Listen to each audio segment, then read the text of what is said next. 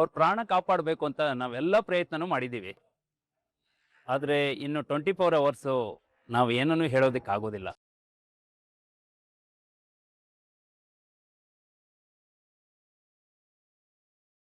ಅಷ್ಟರಲ್ಲಿ ಅವ್ರಿಗೆ ಪ್ರಜ್ಞೆ ಬಂದರೆ ಯಾವುದೇ ತೊಂದರೆ ಇಲ್ಲ ಅಂತ. ಒಂದು ವೇಳೆ ಪ್ರಜ್ಞೆ ಬರದೆ ಕೋಮಾಗೆ ಏನಾದರೂ ಹೋದರೆ ನಾವು ಯಾವ ಗ್ಯಾರಂಟಿನೂ ಕೊಡೋಕ್ಕಾಗೋದಿಲ್ಲ.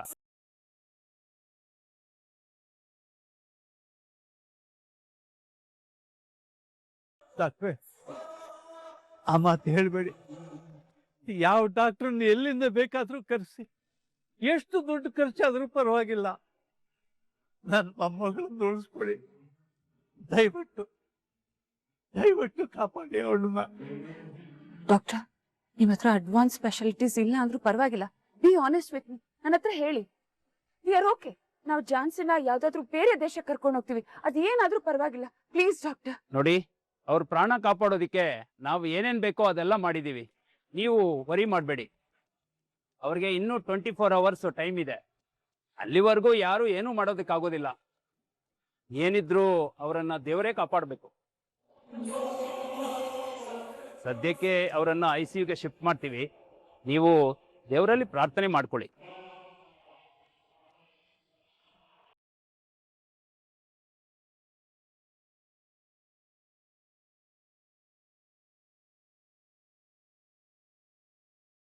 ಇಲ್ಲ ತಾತ, ಝಾನ್ಸಿ ಮೇಡಮ್ಗೆ ಏನು ಆಗಲ್ಲ. ಅವ್ರು ನನ್ನ ಜೊತೆ 100 ವರ್ಷ ಬದುಕ್ತೀನಿ ಅಂತ ಮಾತು ಕೊಟ್ಟಿದ್ದಾರೆ.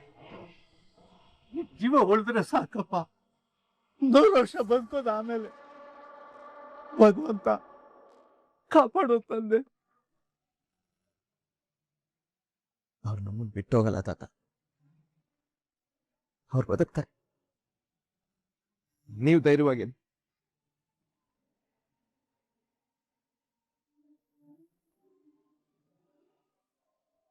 ಹೌದು ಯಜಮಾನ್ರಿ, ಝಾನ್ಸಿ ಮೇಡಮ್ ಮಾಡಿರೋ ಒಳ್ಳೆ ಕೆಲಸಗಳೇ ಅವ್ರನ್ನ ಕಾಪಾಡುತ್ತೆ.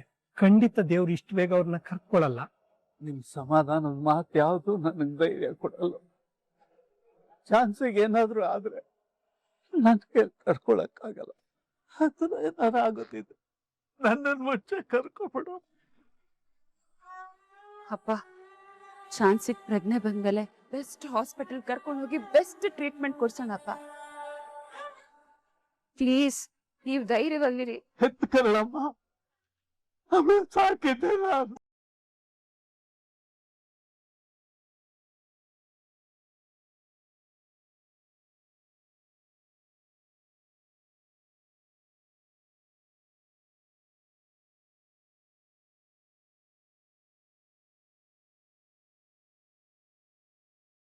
ರಾಘು, ಯಾಕೋ ಹಿಂಗೆ ನಿಂತ್ಬಿಟ್ಟೆ? ಡಾಕ್ಟರ್ ಹೇಳಿದ್ದು ಕೇಳಿಸ್ಕೊಳ್ಳಿಲ್ವ ತರುಣ? ರಾಘವೇಂದ್ರ ಅವರೇ, ನೋಡಿ, ಅವ್ರ ಪ್ರಯತ್ನ ಅವ್ರು ಮಾಡಿದ್ದಾರೆ. ಆದ್ರೆ ಈಗ ನಾವು ನಮ್ಮ ಪ್ರಯತ್ನ ಮಾಡಬೇಕು. ಡಾಕ್ಟರ್ ಹೇಳ್ದಂಗೆ ಆ ದೇವರೇ ಈಗ ತಂಗಿನ ಕಾಪಾಡಕ್ ಸಾಧ್ಯ. ಇವಾಗ ನಾನು ಏನ್ ಮಾಡ್ಬೇಕು? ಡಾಕ್ಟರ್ ಟ್ರೀಟ್ಮೆಂಟ್ ಜೊತೆಗೆ ಆ ದೇವ್ರ ಆಶೀರ್ವಾದನೂ ಬೇಕು ರಾಘು. ಅವಾಗ ಏನೂ ಆಗಲ್ಲ, ನಮ್ ತಂಗಿ ಉಳಿದು ಬಿಡ್ತಾಳೆ. ದೇವ್ರ ಆಶೀರ್ವಾದ ಸಿಗ್ಬೇಕು ಅಂದ್ರೆ ಏನ್ ಮಾಡ್ಬೇಕು? ವ್ರತ ಮಾಡ್ಬೇಕಾ? ಪೂಜೆ ಮಾಡ್ಬೇಕಾ? ಅವನನ್ನ ನಂಬಿ ಭಕ್ತಿಯಿಂದ ಕೈ ಮುಗಿದ್ರೆ ಸಾಕು. ನನ್ನ ಹೆಂಡತಿಗೋಸ್ಕರ ನಾನು ಏನ್ ಬೇಕಾದ್ರೂ ಮಾಡ್ತೇನೆ. ಅವನ್ ಸೇವೆ ಮಾಡ್ತೀನಿ. ಅವ್ರ ಪ್ರಾಣ ಉಳಿಯುತ್ತೆ ಅಂದ್ರೆ ನನ್ ಪ್ರಾಣ ಕೊಡೋಕ್ ಹೊಟ್ಟಿಲ್ಲ. ದೇವ್ರಿಗೆ ಬೇಕಾಗಿರೋದು ನಿನ್ ಪ್ರಾಣ ಅಲ್ಲ ರಾಘು. ನಿಷ್ಕಲ್ಮಶವಾದ ಭಕ್ತಿ, ಸೇವೆ, ಪ್ರಾರ್ಥನೆ ಇಷ್ಟು ಮಾಡಿದ್ರೆ ಸಾಕು. ಅವನ ಆಶೀರ್ವಾದ ಮಾಡಿ ತಂಗಿನ ಕಾಪಾಡ್ತಾನೆ. ಖಂಡಿತ ಮಾಡ್ತೀನಿ. ನನ್ನ ಝಾನ್ಸಿ ಮೇಡಮ್ಗೋಸ್ಕರ ನಾನು ಏನ್ ಬೇಕಾದ್ರೂ ಮಾಡ್ತೀನಿ.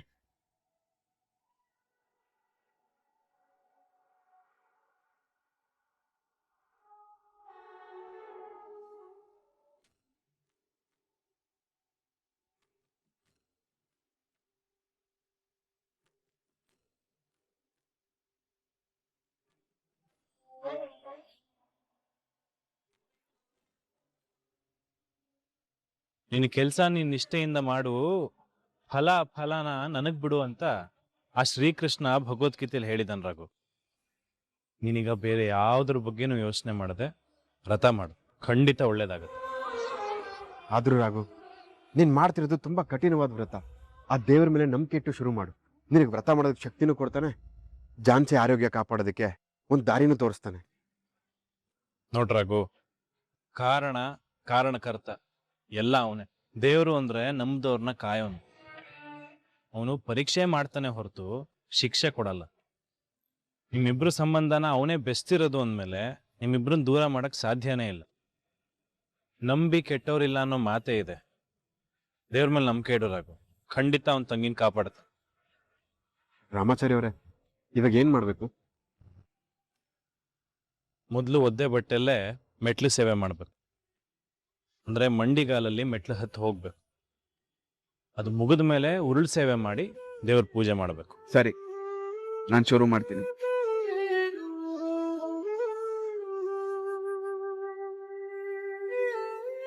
ನಿನ್ನನ್ನೇ ನಂಬಿ ಬಂದಿದ್ದೀನಿ. ನನ್ನ ಝಾನ್ಸಿ ಮೇಡಮ್ನ ನನಗೆ ಉಳಿಸ್ಕೊಡು.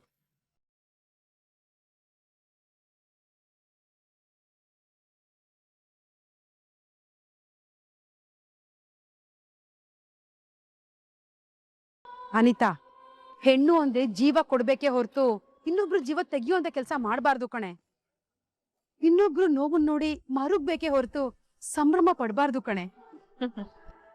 ನನ್ನನ್ನ ಜೀವ ಕಳ್ಕೊಳ್ಳೋ ಪರಿಸ್ಥಿತಿಗೆ ತಂದಿಟ್ಟು ಅವರು ಸಂತೋಷವಾಗಿರೋದ್ನ ಹೇಗಮ್ಮ ನೋಡ್ಕೊಂಡ್ ಸುಮ್ನಿರ್ಲಿ. ಈ ಅನಿತಾ ಪ್ರೀತಿ ಕೊಟ್ರೆ ಪ್ರೀತಿನೇ ಕೊಡ್ತಾಳೆ, ಆದ್ರೆ ದ್ವೇಷ ಕೊಟ್ರೆ ಕೊಡೋದ್ ಸಾವೇ. ಇಷ್ಟೊಂದು ವಿಕೃತ ಮನಸ್ಥಿತಿ ಬೆಳೆಸ್ಕೋಬೇಡ ಅನಿ, ಇದು ಒಳ್ಳೇದಲ್ಲ. ಅಣ್ಣ, ನನ್ ದ್ವೇಷ ತೀರೋವರ್ಗೂ ನನಗ್ ಉಸಿರಾಡಕ್ಕೂ ಕಷ್ಟ ಆಗ್ತಿತ್ತು. ಕೋಪದಿಂದ ಮನ್ಸು ಕುದೀತಾ ಇತ್ತು. ಆದ್ರೆ ಇವಾಗ ಅವಳಲ್ಲಿ ಕ್ಷಣ ಕ್ಷಣಕ್ಕೂ ಸಾವಿಗೆ ಹತ್ರ ಆಗ್ತಾ ಇದ್ರೆ ನನಗ್ ಎಷ್ಟು ಖುಷಿ ಆಗ್ತಾ ಇದೆ ಗೊತ್ತಾ. ನಾನು ರಾಘವೇಂದ್ರನ ಒಂದೇ ಒಂದ್ಸಲ ಸಾಯಿಸಿ ಮುಕ್ತಿ ಕೊಡಬೇಕು ಅನ್ಕೊಂಡೆ. ನನಗೆ ಅವಮಾನ ಮಾಡಿ ನೋವು ಕೊಟ್ಟೋರಿಬ್ರು ಶಿಕ್ಷೆ ಅನುಭವಿಸ್ತಾ ಇದ್ದಾರೆ ಅಂದ್ರೆ ಅದು ನನಗ್ ಸಂತೋಷದ ವಿಷಯ ತಾನೆ. ಅನಿತಾ, ದ್ವೇಷ ಅನ್ನೋದು ಬೆಂಕಿ ಇದ್ದ ಕಣಮ್ಮ. ಅದು ತಾನು ಹುಟ್ಟಿ ಜಾಗನ ಮೊದಲು ಸುಟ್ಟು ಆಮೇಲೆ ಬೇರೆ ಜಾಗನ ಸುಡುತ್ತೆ. ಅದನ್ನ ನೀನ್ ಮರಿಬೇಡ. I don't care. ನಂದು ಒಂದು ಕಣ್ಣು ಹೋದ್ರೂ ಪರವಾಗಿಲ್ಲ, ಆದ್ರೆ ನನ್ ಎದುರಾಳಿ 2 ಕಣ್ಣು ತೆಗಿಬೇಕು ಅನ್ನೋಳ್ ನಾನು. ಇವಾಗ ನಾನ್ ಖುಷಿಲಿದ್ದೀನಿ, ಅದನ್ನ ಅನ್ಭವಿಸದಕ್ ಬಿಡಿ. ಈ ನೀತಿ ಪಾಠಗಳನ್ನ ನಿಮ್ಮ ಹತ್ರನೇ ಇಟ್ಕೊಳ್ಳಿ. ಅವಳ ಸಾವು ನಂಗ್ ಸಂಭ್ರಮ, ಅವ್ರ ನೋವು ನನಗ್ ಸೆಲೆಬ್ರೇಷನ್. ಏಯ್ ರಾಘವೇಂದ್ರ, ನೀನ್ ಸಂಕಟ ಪಡೋದ್ನ ನಾನ್ ನೋಡ್ಬೇಕು, ನೋಡ್ತೀನಿ, ನೋಡೇ ನೋಡ್ತೀನಿ.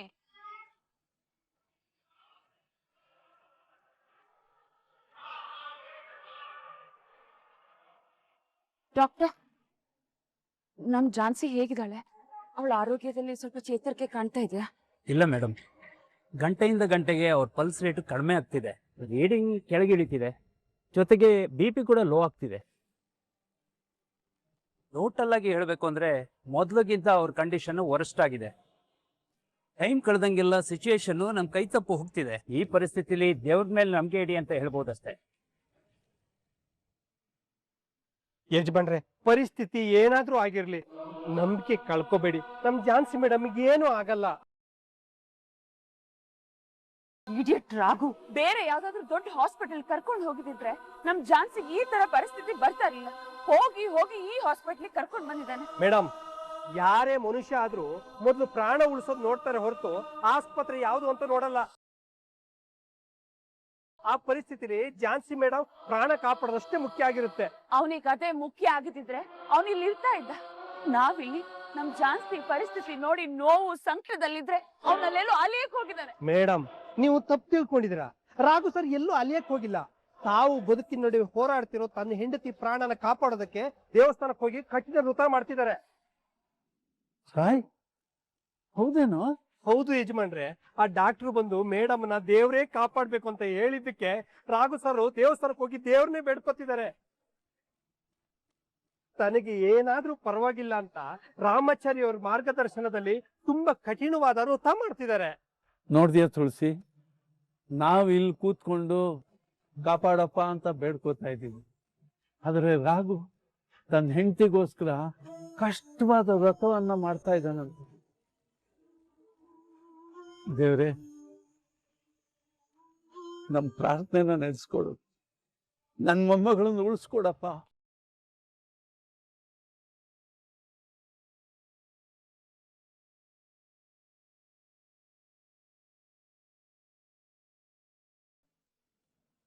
ಪುರೋಹಿತರೆ, ಈ ತರ ಪೂಜೆ ವ್ರತಗಳನ್ನ ಸಾಮಾನ್ಯವಾಗಿ ಹೆಣ್ಮಕ್ಳು ಮಾಡೋದನ್ನ ನೋಡ್ತಾ ಇದ್ದೀವಿ. ಆದ್ರೆ ಇಲ್ಲಿ ಗಂಡು ಹುಡುಗ ಮಾಡ್ತಾ ಇದ್ದಾನೆ. ಏನೋ ಹೆಣ್ ಸಿಗ್ಲಿ ಅಂತಾನಾ?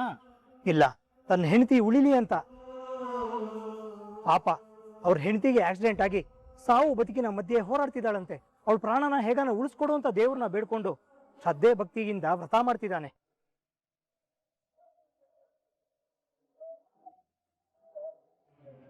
ಹೆಂಡತಿ ತನ್ನ ಗಂಡನ ಒಳ್ಳೇದಾಗ್ಬೇಕು ಅಂತ ಈ ತರ ಪೂಜಾ ವ್ರತ ಮಾಡೋದನ್ನ ನೋಡ್ತಾ ಇದ್ವಿ.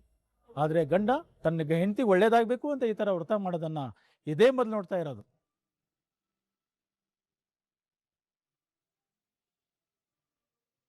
ನಿಜವಲ್ಲಿ ಇಂಥ ಹುಡುಗನ ಕೈ ಇಡೋದಕ್ಕೆ ಆ ಹುಡುಗಿ ಎಷ್ಟು ಜನ್ಮ ಪುಣ್ಯ ಮಾಡಿದಾಳೆ ಏನೋ. ನಿಮ್ ಮಾತು ನಿಜ. ಇವನ್ ಭಕ್ತಿ ಮತ್ತು ವ್ರತಕ್ಕೆ ಆ ಭಗವಂತ ತೃಪ್ತನಾಗಿ ಆ ಹುಡುಗಿ ಜೀವ ಉಳಿಸ್ಕೊಟ್ರೆ ಸಾಕು. ಉಳಿಸ್ಕೊಡ್ಲಿ ಅಂತ ನಾನು ದೇವರಲ್ಲಿ ಪ್ರಾರ್ಥನೆ ಮಾಡ್ತೀನಿ. ರಾಘು, ಕರುಣವ್ರೆ, ಬೇಡ.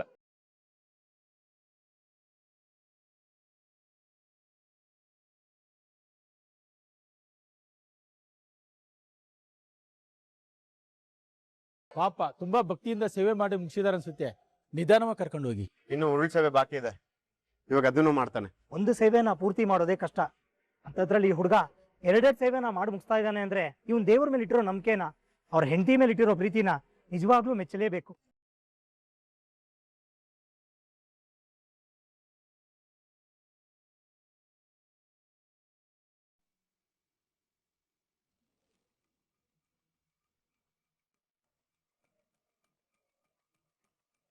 ಒಳ್ಳೆಯವ್ರನ್ನ ನೋಡಿ ಕೆಟ್ಟ ಮನುಷ್ಯ ಕೂಡ ಬದಲಾಗ್ತಾನೆ ಅಂತ ಕೇಳಿದ್ದೆ. ಆದ್ರೆ ಇವಳು ರಾಘವೇಂದ್ರ ಅಂತ ಒಳ್ಳೆ ವ್ಯಕ್ತಿ ಸವಾಸದಿಂದನೂ ತನ್ನನ್ನು ತಾನು ಬದಲಾಯಿಸ್ಕೊಳ್ಳಿಲ್ಲ. ಇವಳು ದುಡುಕು ನಿರ್ಧಾರಗಳಿಂದಲೇ ಒಬ್ಬ ಒಳ್ಳೆ ವ್ಯಕ್ತಿನ ಕಳ್ಕೊಂಡ್ಬಿಟ್ಲು. ಇವತ್ತು ರಾಘವೇಂದ್ರ ಅವರು ಉಳಿಸ್ಕೊಡು ಅಂತ ಹೇಳಿ ದೇವಸ್ಥಾನದಲ್ಲಿ ಕಠಿಣ ವ್ರತ ಮಾಡ್ತಿದ್ದಾರೆ. ಅಷ್ಟು ಒಳ್ಳೆ ವ್ಯಕ್ತಿತ್ವ ಅವ್ರದ್ದು. ನನ್ ಶತ್ರು ಗುಣಗಾನನ ನನ್ನ ಮುಂದೆನೆ ಮಾಡ್ಬೇಡ. ಅನಿತಾ, ಇದ್ರಲ್ಲಿ ಗುಣಗಾನ ಮಾಡೋದೇನೇ ಬಂತು? ಅವ್ನು ಬೇಡ್ಕೋತಿದ್ದ ಅಂತ ಹೇಳ್ತಿದ್ದಾನಷ್ಟೇ. ಹಾಗಿದ್ರೆ ಅವನು ಉಳಿಸ್ಕೊಡು ಅಂತ ದೇವ್ರ ಹತ್ರ ಬೇಡ್ಕೊಬಿಟ್ರೆ ಅವ್ಳ ಜೀವ ಉಳ್ದು ಬಿಡುತ್ತಾ? ಮಗಳೇ, ನಿಸ್ವಾರ್ಥ ಭಕ್ತಿ ಸೇವೆಗೆ ಆ ದೇವ್ರು ಕೂಡ ಫಲ ಕೊಡ್ತಾನಮ್ಮ. ಅಪ್ಪ, ದೇವ್ರ ಹತ್ರ ನನ್ ಹೆಂಡತಿನ ಉಳಿಸ್ಕೊಡು ಅಂತ ಕೇಳ್ಕೊತಾ ಇರ್ತಾನೆ. ಅವಳು ಇವನ್ ಹೆಂಡತಿ ಹೇಗಾಗ್ತಾಳೆ? ಹೇಳ್ಬೇಕು ಅಂದ್ರೆ ಜಾನ್ಸಿ ಇವನ್ ಹೆಂಡತಿನೇ ಅಲ್ವೇ? ಯಾಕಂದ್ರೆ ಅವ್ರಿಬ್ರಿಗೂ ಲೀಗಲಿ ಡಿವೋರ್ಸ್ ಆಗಿ ಅವ್ರ ಸಂಬಂಧಕ್ಕೆ ಯಾವತ್ತೋ ಎಳ್ಳು ನೀರು ಬಿಟ್ಟಾಗಿದೆ. ಹಾಗಿದ್ಮೇಲೆ ಆ ಬೇಡಿಕೆ ಕೇಳಿ ಆ ದೇವ್ರು ಕನ್ಫ್ಯೂಸ್ ಆಗ್ತಾನೆ ಹೊರ್ತು ಫಲ ಕೊಡಲ್ಲ. ಅಂದ್ಮೇಲೆ ಯಾರಿಂದನೂ ಅವಳನ್ನ ಕಾಪಾಡಕ್ಕೆ ಸಾಧ್ಯನೇ ಇಲ್ಲ. ಅವಳು ಸಾವು ಕಟ್ಟಿಟ್ಟ ಬುತ್ತಿ. ನೋಡು, ಕೆಟ್ಟ ಆಲೋಚನೆಗಳು ಒಳ್ಳೆ ಹಣ್ಣಿನ ಒಳಗಡೆ ಇರೋ ಕೆಟ್ಟ ಹುಳಗಳಿದ್ದಾಗೆ. ಆ ಕೆಟ್ಟ ಹುಳಗಳಿಂದ ಹೇಗೆ ಹಣ್ಣು ಹಾಳಾಗುತ್ತೋ ಹಾಗೆ ಕೆಟ್ಟ ಆಲೋಚನೆಗಳಿಂದ ಮನುಷ್ಯ ಕೆಡ್ತಾನೆ. ನನ್ನ ಮನ್ಸು ಕೆಟ್ಟೋಗಿದೆ. ಆ ರಾಘವೇಂದ್ರ ಮಂಟಪದಲ್ಲಿ ಅವಮಾನ ಮಾಡ್ದಾಗ್ಲೇ ಹಾಳಾಗೋಗಿದೆ. ಬೇಡ್ವೆ, ಹೆಣ್ಣಾಗು, ಹೆಮ್ಮಾರಿ ಆಗ್ಬೇಡ. ಹೆಮ್ಮಾರಿ ಅಲ್ಲ, ರಾಕ್ಷಸಿ.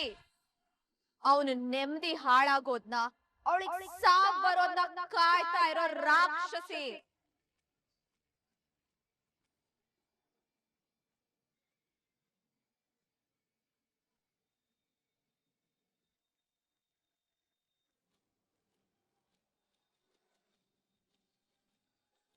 ಅವ್ರು ಯಾವ ಮೆಡಿಸಿನ್ಗೂ ರೆಸ್ಪಾಂಡ್ ಮಾಡ್ತಾನೆ ಈಗ. ರೀಡಿಂಗ್ ಫುಲ್ ಕೆಳಗೆ ಹೋಗ್ತಾ ಇದೆ. ಐ ಥಿಂಕ್ ಏನ್ ಟ್ರೀಟ್ಮೆಂಟ್ ಮಾಡಿದ್ರೆ ಯೂಸ್ ಇಲ್ಲ ಅನ್ಸುತ್ತೆ. ಮೊದ್ಲು ಈ ವಿಷಯ ಡಾಕ್ಟರ್ಗಳ ನಮ್ಮ ಕೋಪಿಟ್ಕೊಳ್ಳಾರ್ದಾಗ ಅರ್ಥನೇ ಇಲ್ಲ.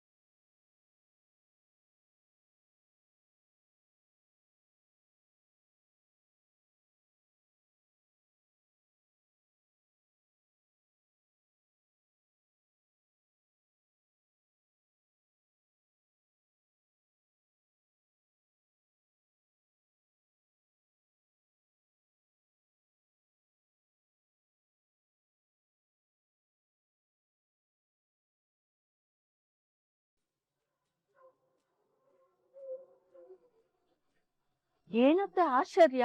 ಹೆಚ್ಚು ಕಮ್ಮಿ ನಾನು ಲಲಿತಕ್ಕ ಮದ್ವೆ ಆಗಿ ಬಂದಾಗ್ಲಿಂದ ನೀವು ದೇವ್ರ ದೀಪ ಹಚ್ಚಿದ್ದೆ ನೋಡಿರ್ಲಿಲ್ಲ. ಇವತ್ತೇನ್ ವಿಶೇಷ?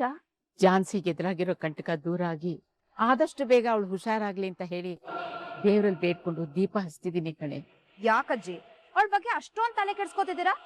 ಮಾತಾಡಿದ್ರೆ ಅವಳು ಹುಷಾರಾಗ್ಬೇಕು ಅಂತ ಯಾಕೆ ಬೇಡ್ಕೊತಿದ್ದೀರಾ? ಹೌದು ಅತ್ತೆ, ನನ್ಗೂ ಯಾಕೋ ಇದು ಸರಿ ಅನ್ಸ್ತಿಲ್ಲ. ಅವಳಿಗೋಸ್ಕರ ನೀವ್ ಯಾಕೆ ಬೇಡ್ಕೋಬೇಕು?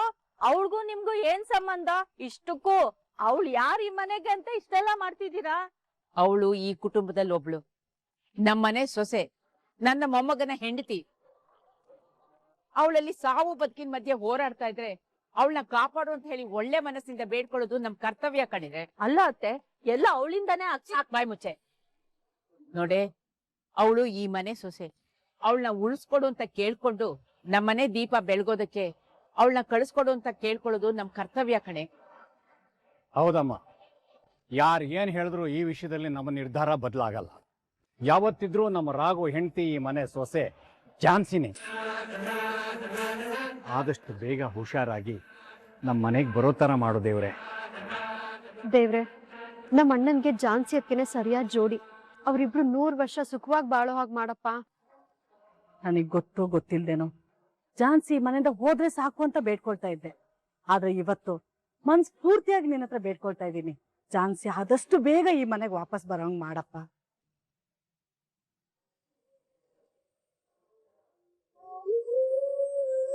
ದೇವ್ರೆ, ಬೇಕಿದ್ರೆ ಇದೇ ತರ ಇನ್ನೂ 10 ವ್ರತಗಳನ್ನ ನಾನು ಮಾಡ್ತೀನಿ. ಹೇಗಾದ್ರೂ ಮಾಡಿ ನನ್ನ ಝಾನ್ಸಿ ಮೇಡಮ್ನ ನನಗೆ ಉಳಿಸ್ಕೊಡು.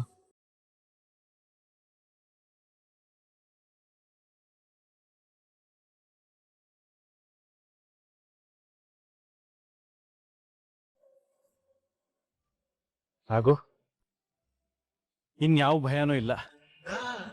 ಆ ದೇವರು ನಿನ್ನ ವ್ರತಾನ್ ಮೆಚ್ಚಿ ಅದರಿಂದ ಸಂತೃಪ್ತನಾಗಿದ್ದಾನೆ.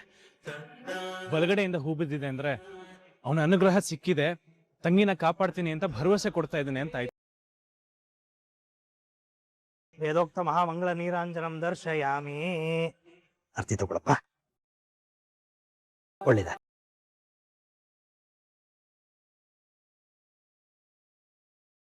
ನಿಮ್ ವ್ರತ ಪರಿಪೂರ್ಣವಾಯ್ತು. ಇನ್ನ ನೀವು ನಿಶ್ಚಿತೆಯಿಂದ ಇರಿ. ನೋಡಿ, ಈ ಕುಂಕುಮನ ತಗೊಂಡು ಹೋಗಿ ನಿಮ್ ಹೆಂಡತಿ ಹಣೆಗಿಡಿ, ಖಂಡಿತವಾಗ್ಲೂ ಬೇಗುಣ ಆಗ್ತಾರೆ. ಆ ದೇವ್ರು ಎಲ್ಲ ಒಳ್ಳೇದೇ ಮಾಡ್ತಾನೆ. ಒಳ್ಳೇದಾಗಿ. ರಾಘು, ನಿಷ್ಕಲ್ಮಶವಾದ ಭಕ್ತಿ, ಸ್ವಾರ್ಥ ಇಲ್ದಿರೋ ಬೇಡಿಕೆಗೆ ಆ ದೇವರು 100%. ನೀನ್ ತಲೆ ಕೆಡ್ಸ್ಕೊಬೇಡ. ಈ ಕುಂಕುಮನ್ ತಗೊಂಡು ಹೋಗಿ ತಂಗಿ ಹಣೆಗಿಡು, ಅವನೇ ಅವಳನ್ನ ಕಾಪಾಡಿ ಎಲ್ಲ ಸರಿ ಮಾಡ್ತಾನೆ.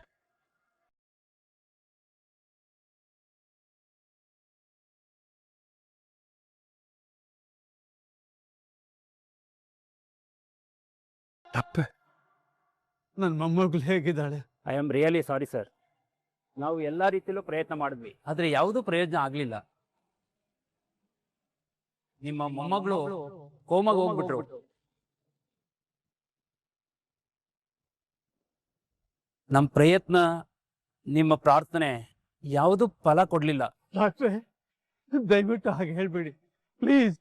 ನನ್ನ ಮೊಮ್ಮಗಳು ಇಲ್ಲದೆ ಇದ್ರೆ ನಮಗ್ ಬದುಕೇ ಇಲ್ಲ. ಏನಾದ್ರೂ ಮಾಡಿ, ಹೇಗಾದ್ರೂ ಮಾಡಿ ನನ್ನ ಮೊಮ್ಮಗಳನ್ನ ಉಳಿಸ್ಕೊಡಿ ಡಾಕ್ಟ್ರೆ, ಪ್ಲೀಸ್. ಇಲ್ಲ ಸರ್, ಈ ಹಂತ ನಮ್ಮ ಕೈ ಮೀರೋಯ್ತು. ಇನ್ನು ಅವರನ್ನ ಯಾರಿಂದಲೂ ಕಾಪಾಡೋಕ್ ಸಾಧ್ಯ ಇಲ್ಲ.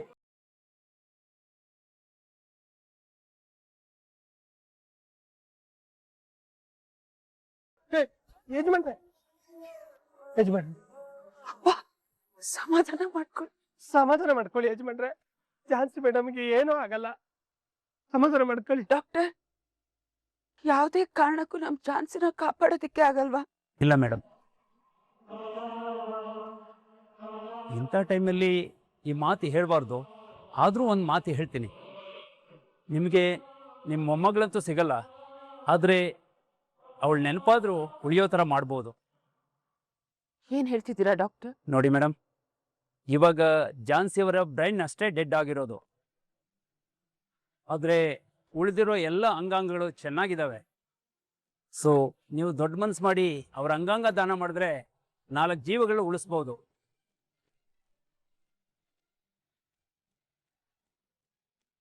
ಜೊತೆಗೆ ಅವ್ರ ನೆನಪು ಶಾಶ್ವತ ಉಳಿಯುತ್ತೆ, ಸಮಾಜಕ್ಕೆ ಮಾದರಿನೂ ಆಗುತ್ತೆ. ಈ ವಿಷಯದಲ್ಲಿ ನಾವು ಬಲವಂತ ಮಾಡಲ್ಲ ಸರ್. 4 ಜನಕ್ಕೆ ಉಪಯೋಗ ಆದ್ರೆ ಅವ್ರ ಬದುಕಿಗೂ ಸಾರ್ಥಕತೆ ಸಿಗುತ್ತೆ. ನೀವು ಚೆನ್ನಾಗಿ ಯೋಚನೆ ಮಾಡಿ ನಿರ್ಧಾರ ಮಾಡಿ ಸರ್.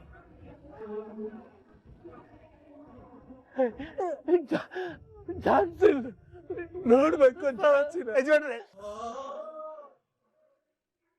ಜಾನ್ಸಿ ಮೇಡಮ್ ಏನು ಆಗಲ್ಲ, ಸಮಾಧಾನ ಮಾಡ್ಕೊಳ್ಳಿ ಯಜಮಾನ್ರೆ. ಅಯ್ಯೋ ಪುಟ್ಟಿ